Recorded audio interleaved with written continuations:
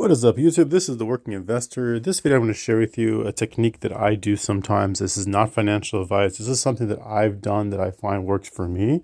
There is some risk, but this is something that I've done because the market's just going up and up and up, and I'm trying to get some good prices into some stocks or buy in a little bit on a discount. So what I've done was I do have here, as you see, 270 shares of Phoebe. I had 265, so I got 5 shares in at a good price. You see my average cost is $18.81. So they had a dividend payout this past week.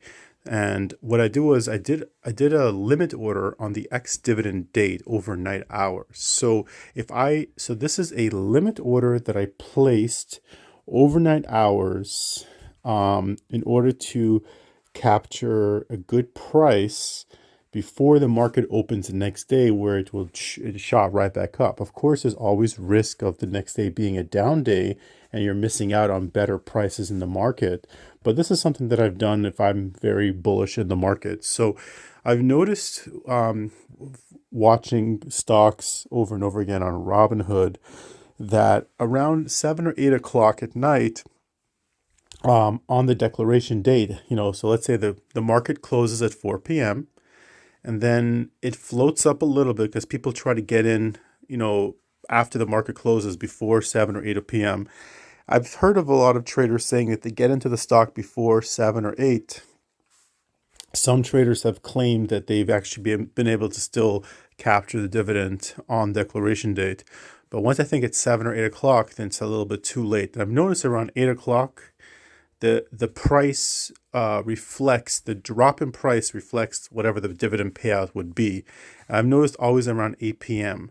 And then I did a limit order, so it dropped from like the $19.50-ish, 19-ish range, and it dropped down to $18.81. I did a limit order of the 4 p.m. price, not the price that it pumped up after 4 p.m., the 4 p.m. price. I subtracted the dividend payout that it was said that they announced they're going to pay on declaration date. And I put a limit order somewhere around that price. I think it was $18.85. And I captured those 5 shares for a great price. And then obviously when the market opened up, you could see already by 9 o'clock, 10 o'clock, it already rallied up. And it hasn't, only now it seems like it's hovering close to $19. And you could see here my trade that I've done.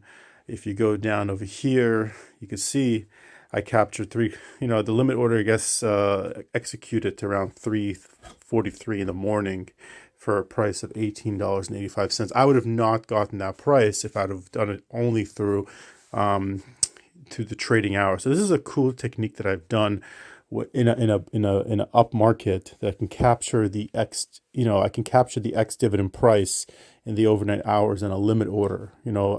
A lot of investors suggest to do only limit orders on overnight trading because the volume is very low compared to there in the regular market day, and the bid-ask spread can be pretty wide. So that can kind of throw you out of the way. And then also we're going to talk about my little option play. I know some of my viewers like option plays, so I did sell a cash secure put on SOXL. So SOXL is the triple leverage from Direction semiconductor ETF. And the triple leverage funds, there's pluses and minuses to it, pros and cons. The pros are obviously it's triple leverage, so you have it's triple the volatility. Triple leverage means triple volatility theoretically, which means triple the premium. So they have a lot of premium you can get out of this. And you're not having single stock risk. You're having, one is more diversified. That's the theory. But if things go against you, it can get really bad. And also it tends to get, I believe, reset every single day. So it could mess things up, right? So I think this one gets reset every single day. So basically what I do is, and I've seen a lot of traders out there, they say that even though they're triple leverage fund, of course they track the underlying, they still have their own sandbox. They have their own sandbox how they trade, and they still trade within a range. So I usually go back, I don't do anything too super fancy. I just look at support and resistance lines, and you can just go back 3 months out. The lowest has been around $26. Not doesn't mean that it can go lower, but that tends to be the support line. 26. Anything below 30-ish seems, for me right now, in my mind, seems like it's a good price. And today there was a little bit of a drop there was a nice drop, a 9% drop, 8.5% drop in the market. So I'm like, it's a down day for the semiconductor.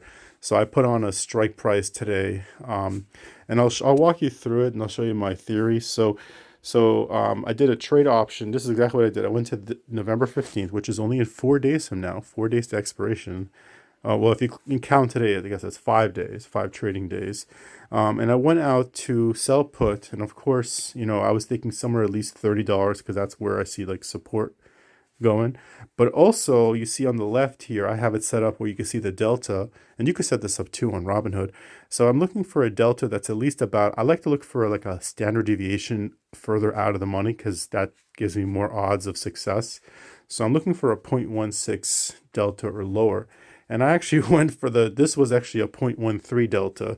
Now it's a 0.11 delta because actually when I put the trade on, it was trading around $32. Looks like it spiked up. You can see here to 32.50 something, but it was a 0.13 delta, and I received $30 in credit for this trade.